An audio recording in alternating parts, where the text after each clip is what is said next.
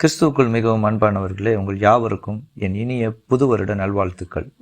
உலக தோற்றம் முதல் தேவன் மனுக்குலத்தை ஆசீர்வதித்து வருகிறது போலவே இந்த வருடத்தையும் ஆசீர்வதித்திருக்கிறார்.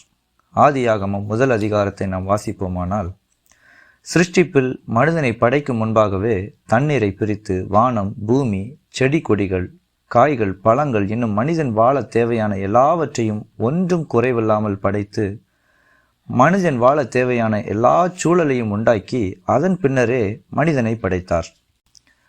முதலில் மனிதனை படைத்து பின்னர் அவனுக்கு தேவையான எல்லாவற்றையும் உண்டாக்கும்படி அவர் அவனை காத்திருக்க வைக்கவில்லை. காரணம், தேவன் அன்பானவர். அவர் மனிதனை நேசித்ததால் எல்லாவற்றையும் முன்னதாகவே படைத்தார்.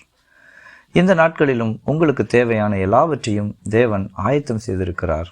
உங்களுக்கு தேவையான நெல்மணி எத்தனையோ நாட்களுக்கு முன்பாக ஏற்ற காலத்தில் தேவனால் முளைப்பிக்கப்படுகிறது. அது சரியான நேரத்தில் உங்களிடத்தில் சேர்க்கப்படுகிறது. அந்த நெல்மணிக்கு ஜீவனையும் மேனியையும் தேவனே கொடுக்கிறார். விதைப்பதும் நடுவதும் நீர் பாய்ச்சுவதையும் தவிர மனிதன் எதையும் செய்வதில்லை, செய்யவும் முடியாது. ஆகவே வேதம் சொல்வது போல, இந்த ஜீவனத்திற்காக நாளைய தினத்தை குறித்து எதற்காகவும் கவலைப்பட வேண்டாம். நம்முடைய பலத்தையும் பலவீனத்தையும் அறிந்த தேவன் நமக்கு உதவி செய்வார். இன்னும் மனிதனின் வீழ்ச்சியை ஏற்கனவே முன்னறிந்த தேவன் அவனின் மீட்பிற்கான திட்டத்தையும் ஏற்கனவே ஆயத்தம் பண்ணினார். உலக தோற்றத்திற்கு முன்னே கிறிஸ்து நமக்காக முன்குறிக்கப்பட்டிருந்தார். நாமும் உலக தோற்றத்திற்கு முன்னே கிறிஸ்துவுக்குள் தெரிந்து கொள்ளப்பட்டோம் என்று வேதம் தெளிவாக சொல்லுகிறது. ஆகவே பிரியமானவர்களே, நாம் இம்மையை குறித்தும் மறுமையை குறித்தும் கவலைப்பட தேவையில்லை. இவ்வளவு பெரிதான அளவில் நம்மில் அன்பு கூறுகிற தேவனிடத்தில் விசுவாசம் வைத்து அவரில் அன்பு கூறுவதே சாலச் சிறந்தது. இன்னும் எபேசியர் 2:10 வேதம் சொல்லுகிறது, ஏனெனில் நற்கிரியைகளை செய்கிறதற்கு நாம் கிறிஸ்து இயேசுவுக்குள் சிருஷ்டிக்கப்பட்டு தேவனுடைய செய்கையாய் இருக்கிறோம். அவைகளில் நாம் நடக்கும்படி அவர் முன்னதாக அவைகளை ஆயத்தம் பண்ணியிருக்கிறார்.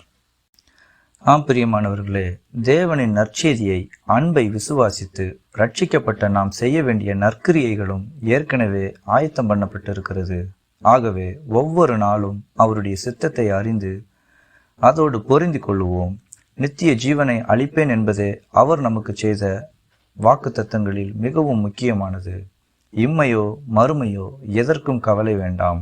காரணம், நமக்காக யாவற்றையும் செய்து முடித்த கர்த்தர் நம்மோடு இருக்கிறார். இந்த வருடத்திலும் வருகிற வருடங்களிலும் தேவனோடு இணைந்து பிறரை நேசித்து தேவனின் நற்பணிகளை உற்சாகமாக செய்வோம். கர்த்தர் நல்லவர். அவர் நம்மை ஆசீர்வதிப்பார். ஆமேன்.